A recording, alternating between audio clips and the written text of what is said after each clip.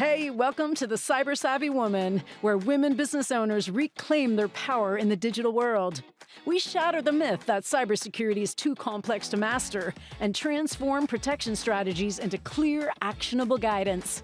This is your digital empowerment sanctuary, where cyber fear becomes cyber confidence. Whether you're protecting client trust as a therapist or safeguarding financial data as an advisor, you'll hear from women founders who've conquered digital challenges and security experts who speak your language. Every woman leading a business deserves to feel unshakable in her digital decisions, no matter her technical background. Are you ready to stop letting cybersecurity intimidate you and start letting it elevate you? Here's your host, Rachele Schainker. Welcome back to the Cyber Savvy Woman, where we talk about practical ways women can protect themselves, their businesses, and their futures in our increasingly digital world.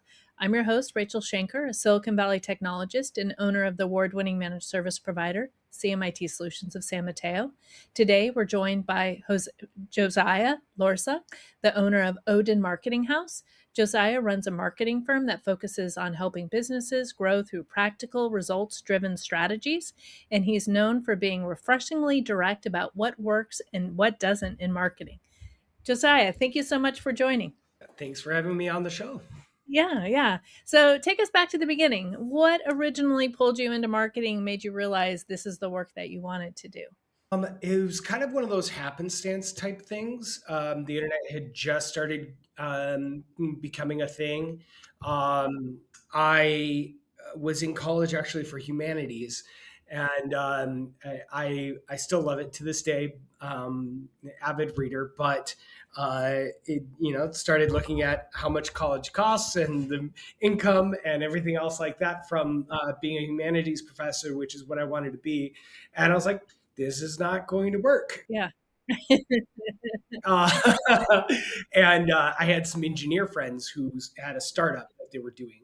And they just kept asking me to do all these marketing things because they had heard I made good school presentations. And I was like, sure, absolutely. Can you make a business card? I can do that. Do you know social media? I was like, kind of. I can figure it out. And just it was a lot of a I can figure it out type thing. And over time, I just developed a large skill set.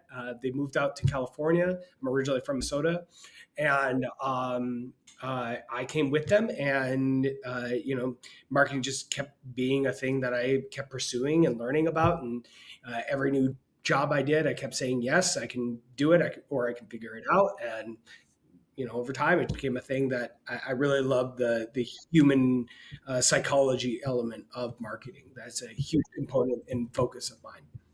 Yeah, and let's touch on that a little bit. Before launching Odin Marketing House, you worked in digital sales, you did campaign strategy. What did that experience kind of teach you about how businesses actually make buying decisions, or people make buying decisions? The psychology behind it, how is that tied together? Yeah, I think kind of using the humanities perspective, there's a reason there's so many different genres of writing. There's a huge tastes and flavors and personality preferences, and we buy from who we like. With similar minds, similar psychologies.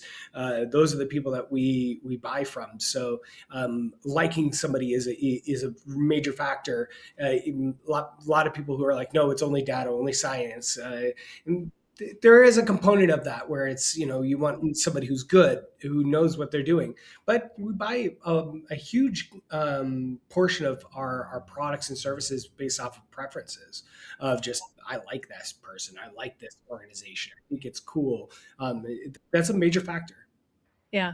You shared with me how when you first went out on your own, you kind of walked in with a confidence to a larger brand with a larger brand behind you. How did you learn to build your authority when it was suddenly just your name and your reputation? Like, what were the steps that you took, or how did you increase your authority? Yeah, I had worked for a large corporation, and then, as you mentioned, I went out on my own. And when you say your new brand name, quickly recognize the power of brand recognition. When you say you're from a Fortune 500 company calling, they give you a lot more credence and opportunity to give your pitch. when you don't know, they don't know who you are, it's a pretty instant no. Um, a huge component of that is just online presence and time. There's a interesting that happens thing that happens if you're consistent with your branding and your messaging, and you're constantly talking to people. After around 3 years, brands really mature. So a little component of it is a time and consistency thing, but it's also knowing, where is your audience? Where are you consistent? Are you consistently following them, where they're going and being where they're at? Interesting. Yeah. So having that foresight. Yeah. Yeah. So I'm a big proponent of the 80/20 rule. If there's 80% of your target audience is in a single platform, then you should definitely be there. You'll have the biggest needle mover for you. So wherever that is, that's where you want to be. You become very clear that B2B, business to business is your lane. And what helped you realize that narrowing your focus was actually a strength for you and not a limitation, like not trying to serve everybody, but like focusing on business? Yeah. I think I started off originally. It's so funny. All the big brand agencies and marketing gurus out there say niche down, niche down, niche down. And it doesn't work like that when you're first starting off. I think you have to say yes to everything when you're trying to pay the bills. I think it's a good concept if you have, financial backing to niche down early. But I think over time, I think everybody, because it's again, who do you resonate with? I'm very straightforward. I don't like to use marketing terms unless it's absolutely necessary to the conversation. It's a click, a phone call, an email. Like let's keep it really, form fill. Let's keep it really simple. And I think because of that directness, I kind of gravitated towards the industrial B2B service bases, because I'm a real straight shooter and don't like to waste people's time or overcomplicate things when it doesn't need to be. So I kind of figured out that niche was working for me, and then my personality jived with theirs, as well as my understanding of the profession was better than a lot of my peers, and that kind of made the decision for me to kind of niche down. It made a lot of sense. It's not that I won't take anybody for any services. It's just that the B2B space is really good for me. Yeah.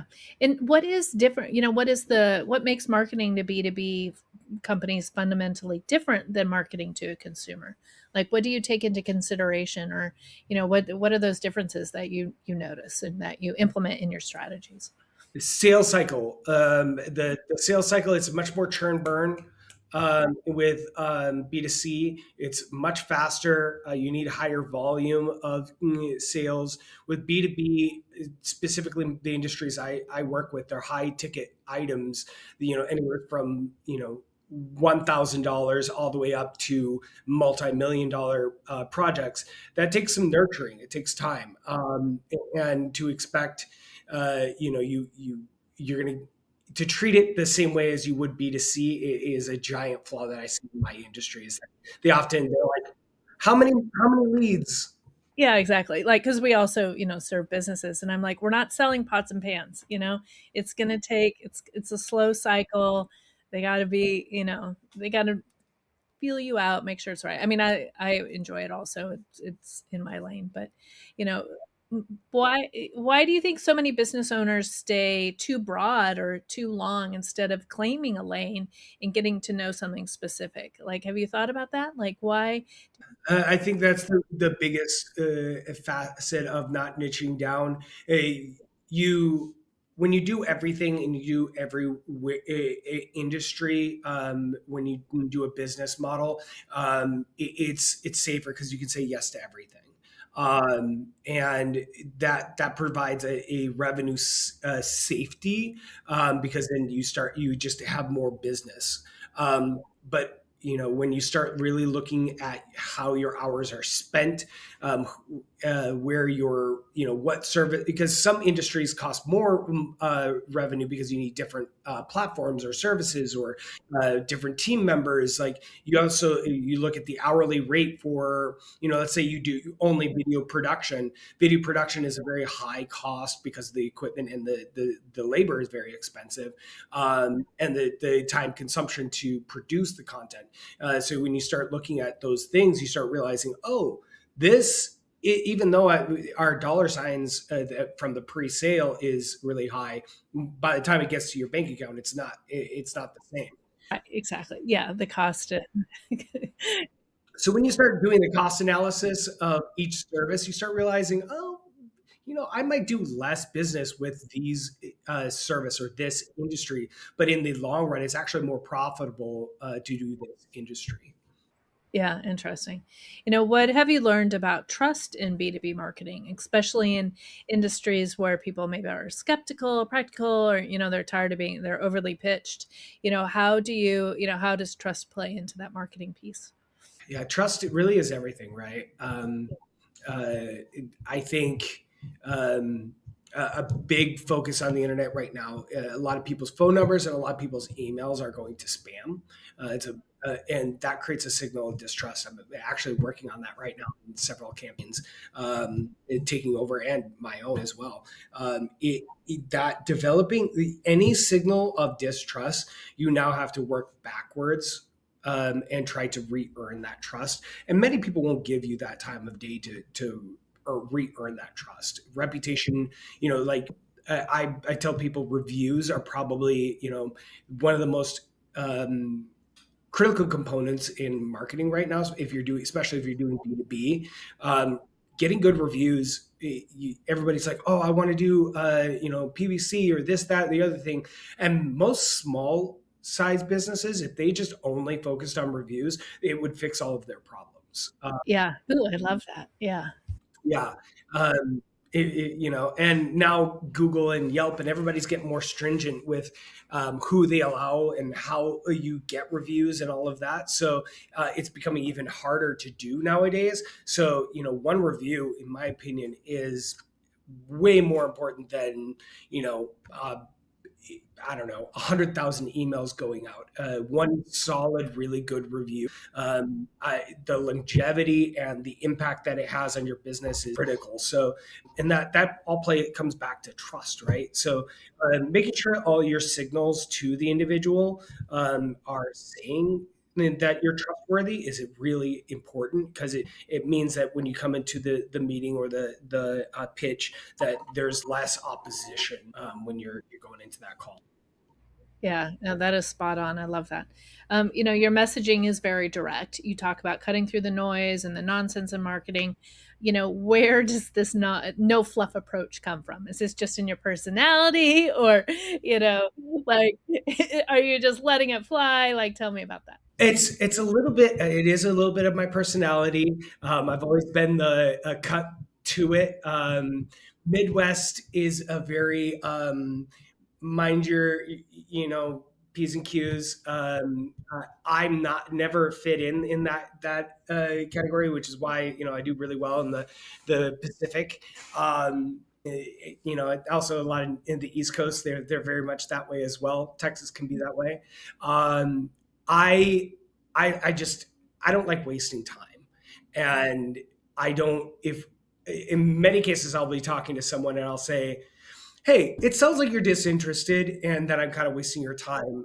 If that's true, I'll kick rocks. Like, just tell me and I'll end this right now. And that directness, many people aren't used to that because they have a script running through their head of, I'm going to answer this question, then do this thing, then do this thing. It breaks the script up, because now you have to actually think, oh, wait, is this person wasting my time, or am I being just having a canned response? Yeah, not a good listener, or yeah. Right. Well, a lot of times people are like, "Oh wait, I'm waking up." Okay, wait, what? Well, um, it's a little bit of my personality, but I also think it has a lot to do with. I think that when you do your marketing, it has to be aligned with your personality, turned up just a few degrees. So if you're a very conservative person, then safety, to the max is your thing. If you're a more aggressive person, then you are hyper aggressive in your marketing. I have one client that does marketing for non-profit charity galas. They sell timeshares, and on their website it says "kick-ass nonprofit solutions" is one of their taglines, and they don't mind swearing, and they're just really transparent, and it works. It works really really well. Because it rises out of all of the, the fluff. Yeah. Yeah, find out what your main thing is. It empathy? Is it transparency? Is it safety? What is that thing? And just notch it up, like really rank it up as far as like how it's presented. Yeah, that's great. When a client comes to you frustrated because maybe the marketing isn't working, what do you do to discover what's really going on? Like where do you go and look? Like how do you investigate like what is happening? Yeah, a lot of it there's a lot of tools on the internet now. Google has a lot of free options. There's a lot of SEO tools. There's a lot of things like that. But I think at the end of the day, you have to know what your customers. I'm a very very large proponent of Experian persona data. Uh, it's not cost effective. It's a very expensive thing, but there's a lot of information on the internet that will tell you about different personas, and you can kind of do some Q&A and figure out which one your persona is. But where this information is really powerful is Experian collects all this credit card purchase information, and they will tell you everything about your persona. The colors they like. Do they have pickup trucks? Do they like cats or dogs? Like what type of button do they like, rounded or squared? They will tell you everything about their identity. And many times your brand is just off a small degree, or your messaging is too fluffy, or it's too direct, or it's maybe you don't have the specific feature that they're looking for. So I usually go back to that and really analyze the customer data, and look at the website traffic and the data from their business, and then make informed decisions. If you can't use the really advanced tools, it's a much easier path to be able to figure out like what am I doing wrong. Knowing where your audience lives. Sometimes you're just not there. Many people will shy away from a platform because they're like, it doesn't, I don't like it, and it's like, well, your audience is there, so whether you like it or not, they're there. So figure out a solution, and there are a lot of creative ways to be on those platforms without doing it in a way that is disingenuous to your morals or interests. Yeah. Yeah. Yeah. No, it makes sense. In your opinion, what does good marketing actually look like when it's working the way it should be? Like, what are your goals? Or are your goals with your clients the same across the board? Or do you kind of like these guys are looking for lead gen, these guys, like how do you kind of like create those KPIs or the goals that you're looking for? Yeah, I think at the end of the day, I think the big thing, the difference between B2C and B2B marketing is B2B marketing needs to be a engine for the sales team. Only the sales team. If that's just the owner operator, that's fine. But you need to facilitate that ease and the effectiveness of that department. And that can be forums, that can be phone calls, whatever the actual conversion that they need. But after that, it needs to be enriched. They need that information to be able to make better informed sales calls. That's B2B marketing, right? Um, so I think a lot of B2C doesn't treat it that way. They just say, here's a lead, here's a phone call. How did it go? And that's not how B2B marketing goes. And a lot of agencies treat it that way. I like enriching the lead as much as possible for the sales teams. That's really the key differentiator between it. If I'm looking at KPIs, I'm looking at what does the sales team need to be more effective. That's Yeah. And interesting. And when a business wants more growth, which everyone does, right? Where do you start? Is it the messaging? Is it the audience, the offer, the system, sales process? Is it all of the above? Do you kind of touch all of it? Like what's the key you think for that business growth via marketing? being where their audience is. And I think it is a little multi-step because you have to really have a conversation with the sales team. The owner operator, if they're also the salesperson, that makes it easier because you can have a much shorter conversation. I actually have like to have multiple conversations with the sales team and then with the owner operators, because the owner operators deal with see the overall view of the picture generally, and they know what the problem, or they can see that there's a problem here or there, but they don't know the solution, right? But the sales people, they have the actual connection with the leads, and they'll tell you, and sometimes it's true, sometimes it's not, but most of the time it's spot on. They'll say, oh, well, they don't know who we are, or they don't trust us, or they don't like that signal when you, because again, you're assisting the sales team, making their job easier makes everybody's job easier. It brings other problems because then you have to look at operations and systems, which is something we can help with as well. But that's the initial conversation, is like, how do you make the sales team so busy that you have other problems? Yeah. Yeah. Yeah, like, I guess that leads to my next question is what part of the pipeline tends to be the weakest for the small B2B companies? And it's almost always cold, the cold process, um, from referrals to reoccurring clients and optimizing, selling. They generally have those things down pretty solid in most B2B spaces. But the cold outreach is almost always, I find, the hardest process, and it's either a problem with the sales team themselves, the operations, or the amount of leads coming in. It's one of those three problems. Yeah. Yeah, interesting. Yeah, I mean, I don't even go there. You're kind of doing it right now, right?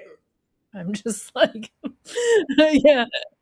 Yeah, I'm like, I don't know. I find other avenues work better for me, so it's like, you know. Yeah, and that's again, that's suiting to the personality. A lot of people will don't like cold calling, and I personally I'm a great closer, great warm lead, but when it comes to cold calls, that's a very challenging area for me. So I have to hire out and realize, like, okay, like somebody else has that expertise that I need to bring on board. Yeah. What about for companies that say, we've tried marketing and it didn't work? How do you reframe that conversation for them? Or how do or is that somebody you would just pass on? Or is that like Oh, no, no, no, no. a challenge that you're like, okay, let me show you like how it's done? Yeah, you have to do an investigation at that point. If And I usually am more confident these days when I have that conversation, because it's very rare that I encounter another agency that truly understands B2B marketing. They generally understand B2C marketing very, very well. It's a very commonplace, and most people get their start in e-com, and then work their way up to other B2C services. For me, I started off in B2B. I was 12 years old at trades shows with my dad, and he's like, sell some windows, and it's like, okay. And we did a lot of commercial work as well. So at a certain point, it's where you get your original skill from. Yeah, no, it makes sense. I mean, I like that strategy of like digging in, seeing what's happening, and kind of getting them there. Yeah, it makes sense. Yeah, a lot of businesses operate without deep knowledge on the marketing psychology. They don't they Everybody looks at the general trends, and the trends are useful because it tells us where people are at. It tells us how people are using the platforms, but it doesn't tell you how you should use it for your business, because your personality, you know, many people don't handle leads the same way because of their personality types, or their org size, or their operations or processes. Some businesses, if I said, "Oh, I'll send you 100 leads this month," let's just say, they'll be, "Oh, no, no, no, no, no, that's too much." That's because there's an operations system. Oh, yeah, yeah, the capacity. Yeah. Some say, "Oh, wait, wait, wait, we only want one every 3 months because their ticket size is so large, and they onboarding process is so slow. So you really have to kind of align the strategy for what's best for the organization. Yeah, no, I love that. Let's talk a little bit about AI and technology. You shared with me how AI is changing, search and online visibility. What shifts do you think small business owners are underestimating right now, or what are they not doing to like take that into consideration? Yeah, I think brand presence is going to become a much larger conversation within the next several years.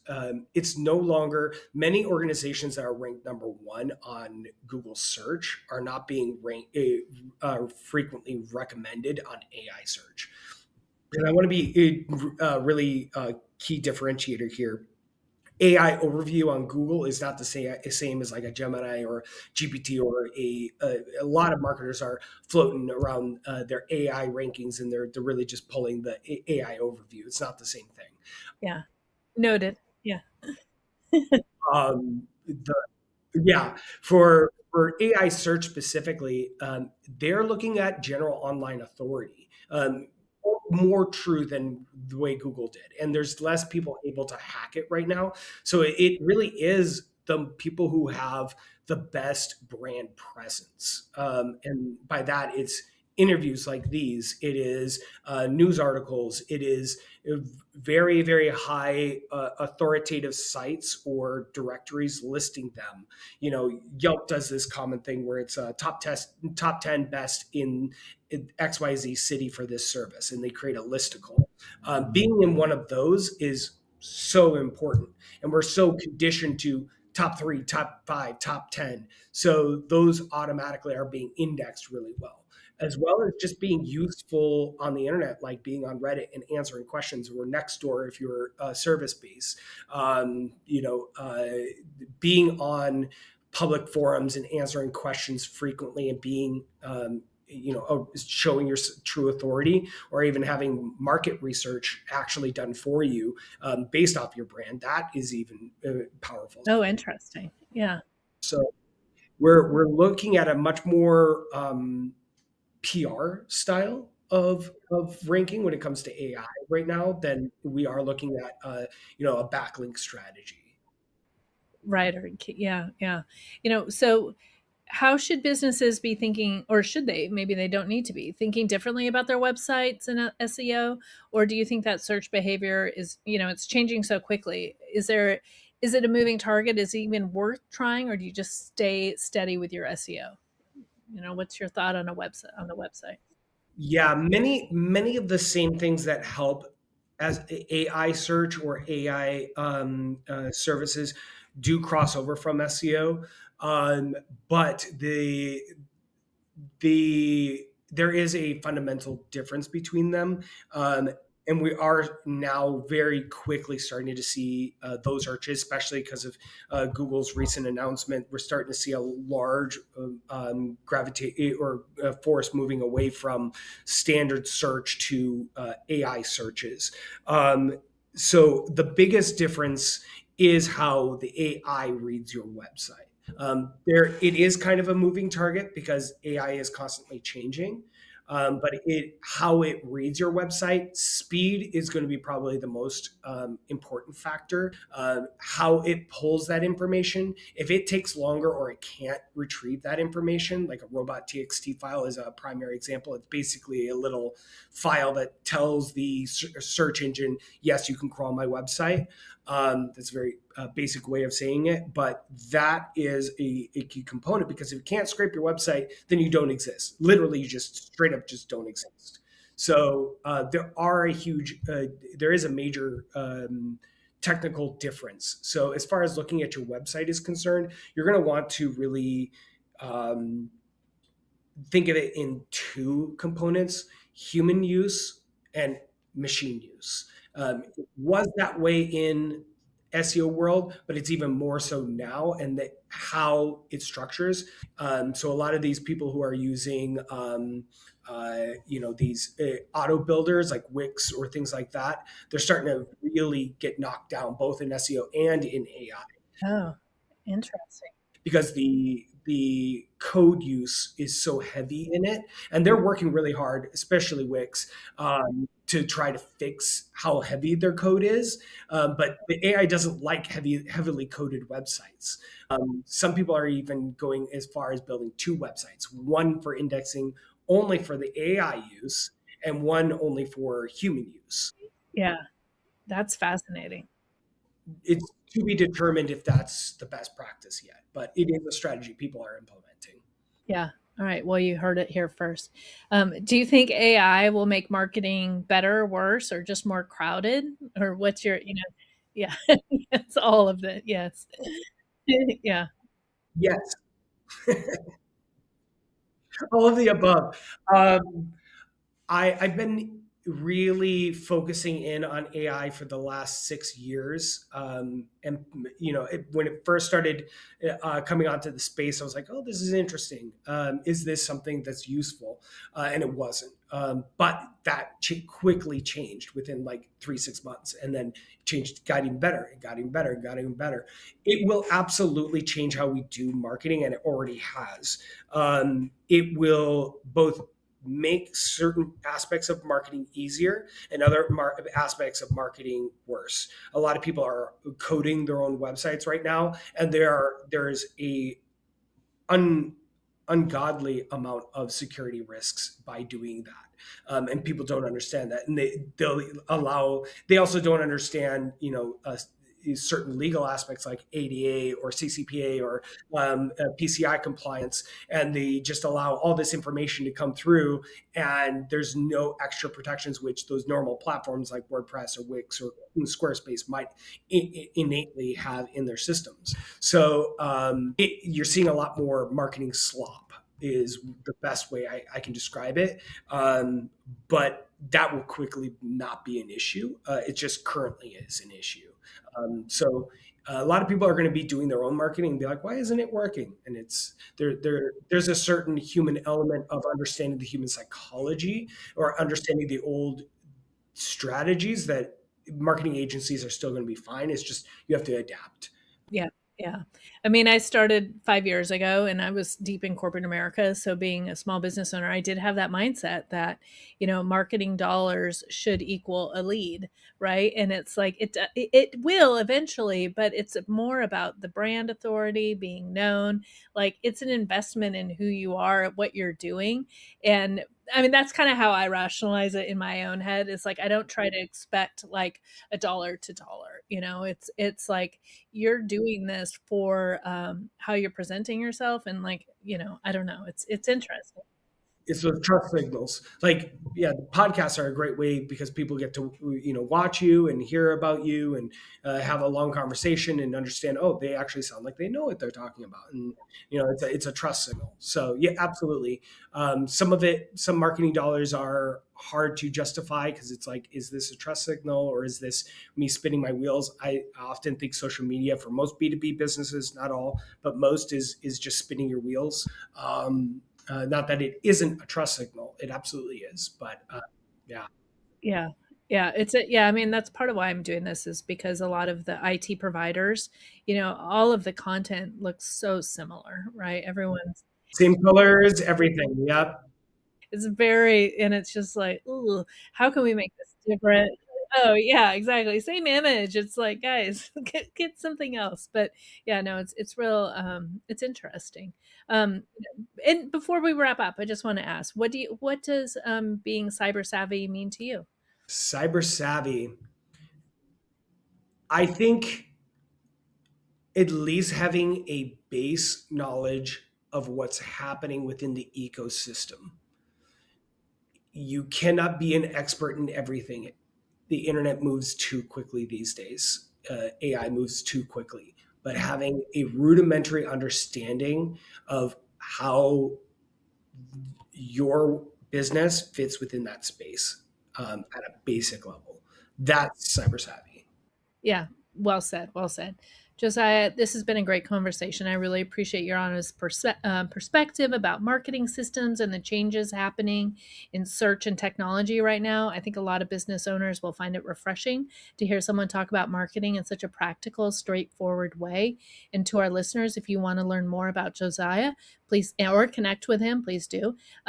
Check out our show notes. Everything will be linked there. And Josiah, thank you so much for coming. I really appreciate our conversation. You make marketing very interesting, and sometimes it's my least favorite topic, but I appreciate your point of view. No, absolutely. I get it. Yeah, that's great. All right. Have a good day. Thank you. Dude, thank you so much. The Cyber Savvy Woman podcast requires more than a conversation. It takes action, research, and collective wisdom. If today's episode resonated with you, we'd love to hear your insights. Join the conversation and help us shape the future together.